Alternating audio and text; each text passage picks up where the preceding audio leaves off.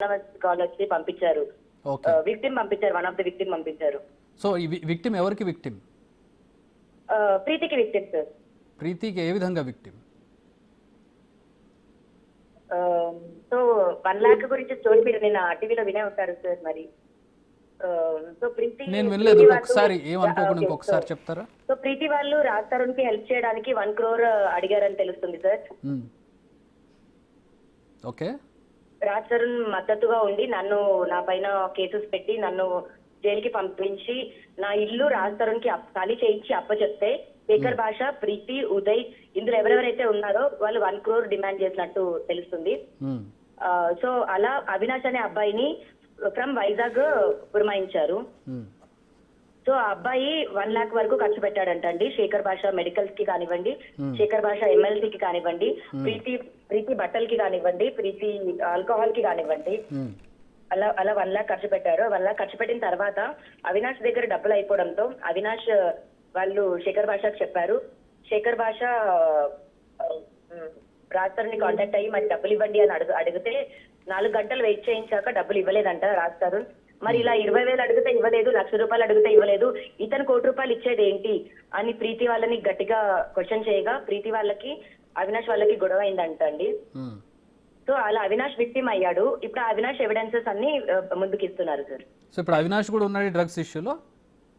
ఉన్నట్టే కదా సార్. మరి నాకు తెలియదు, నేను లేను దాంట్లోని, బట్ ఉన్నట్టే కదా సార్. సో ఇప్పుడు ఈ మొత్తం వ్యవహారంలో ఈ మస్తాన్ సాయి వల్ల మీరు కూడా ఇరుక్కున్నారు అనుకోవాలా? నన్ను ఇరికిచ్చారు కదా సార్, నన్ను ప్రిజన్ కి పంపించారు. దీనికి ఇరికించింది ఎవరైనా కానీ కారణం మస్తాన్ సాయి అనుకోవచ్చా? పోలీసులు చెప్పాలి సార్. ఇండైరెక్ట్ గా అంటే సరే పోలీసులు ఎలాగో చెప్తారు ఇన్వెస్టిగేషన్ లో, బాధితురాలుగా మీరు ఉన్నారు కాబట్టి మిమ్మల్ని అడుగుతున్నారు డైరెక్ట్ గా. డెఫినెట్ గా సార్ ఉంది సార్, ఉంది అని చెప్తాను. మస్తాన్ సాయి వల్ల మీరు ఇరుక్కున్నారు. ఇప్పుడు ఇంకా ఎవరు ఇరికిచ్చినా కూడా ఇరుక్కున్నాను సార్. సో ఇప్పుడు మస్తాన్ సాయికి సంబంధించి ఒక డ్రగ్స్ కేసే కాదు, అతని ఫోన్లో చాలా మంది అమ్మాయిల ప్రైవేట్ వీడియోలు ఉన్నట్టుగా కూడా తెలుస్తోంది. దీనికి సంబంధించి మీకు ఏమైనా సమాచారం ఉందా? నేను దానికి సంబంధించి ఆల్రెడీ FIR కాపీలో కూడా రాశాను సార్.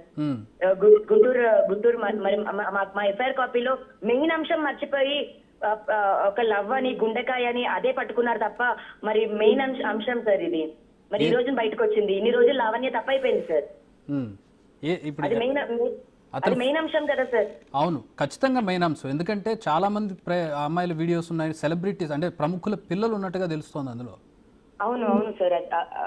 ఒక 2 అమ్మాయిలు నాకు కూడా ఆల్రెడీ ఫోన్ చేస్తున్నారు సార్. మీకు తెలిసిన వాళ్ళు ఎవరైనా ఉన్నారు అందులో? అంటే పేర్లు అవసరం లేదు కానీ బాధితులు ఉన్నారు. చెప్పలేను సార్, ఐఎమ్ రియల్లీ సారీ, నేను పేర్లు అలా చెప్పలేను. వాళ్ళు కూడా అమ్మాయిలే కాబట్టి. బట్ ఖచ్చితంగా వాళ్ళే బయటకు వస్తామని చెప్తున్నారు. మేబీ వాళ్ళు బయటకు వచ్చిన అది మనం చెప్పాక బాగుంటుందేమో సార్. అదృష్టవశాత్తు మీరు లేరు అనుకుంటా అందులో. అనుకుంటా సార్, బట్ మస్తాన్ రివీల్ అయితే చేస్తాడు. మరి వాళ్ళ ఇంట్లో కెమెరా పెట్టినప్పుడు అండ్ నా వీడియో కూడా ఉంది సార్, అది నేను ఓపెన్ గానే చెప్తున్నాను. ఓ, మీరు కూడా బాధితులు ఇప్పుడు ఆ వీడియోస్? నేను కూడా బాధితులనే సార్. నావి కూడా టెలికాస్ట్ చేస్తామని నన్ను బెదిరించాడు మస్తాన్. మొన్న వారం క్రిందట కూడా నన్ను బెదిరించాడండి మస్తాన్. ఓకే, అంటే ఎట్లాంటి వీడియో? సో మేము ఫస్ట్ మస్తాన్ వాళ్ళ ఇంటికి వెళ్ళినప్పుడు రూమ్ లో కెమెరా ఉండింది సార్. నేను డ్రెస్ చేంజ్ చేసుకున్నాను. ఆ వీడియో ఒకటి మస్తాన్ దగ్గర ఉండింది. అండ్ గుంటూరులో నన్ను కొట్టి నా ఫోన్స్ కాపీ చేసుకున్నప్పుడు నా iCloud and 2 Gmails, Google photos through takeout ద్వారా నా ఫొటోస్ కాపీ చేసుకున్నాను.